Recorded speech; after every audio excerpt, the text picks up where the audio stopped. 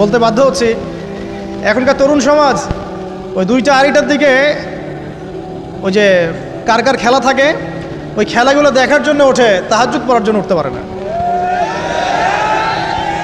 অথচ আল্লাহ পাক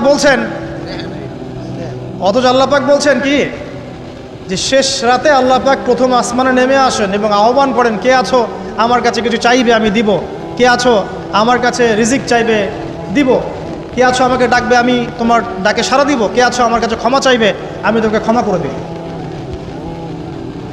প্রিয় যুবক ভাইরা, আল্লাহকে মূল্যায়ন করতে শিখুন। এই সময়গুলোতে দোয়া করলে ইনশাআল্লাহ তাআলা আপনার দোয়া কবুল হবে ইনশাআল্লাহ। সবচেয়ে ইম্পর্টেন্ট হচ্ছে একটা, যেটা আমরা প্রত্যেক দিন পড়ি, প্রায় 17 রাকাত নামাজ পড়ি আমরা, ফরজ নামাজ, শুধু ফরজ নামাজের কথাই বলছি। এখানে আপনি 34টা সেজদা করেন, 17 রাকাত ফরজ, 34টা সেজদা করেন। প্রত্যেক সেজদায় যদি একটা করে দোয়া করতে পারেন ইনশাআল্লাহ আল্লাহ আপনার দোয়া কবুল করার কিছু জায়গা বলে দিলাম। বেশি বেশি দোয়া করতে হবে।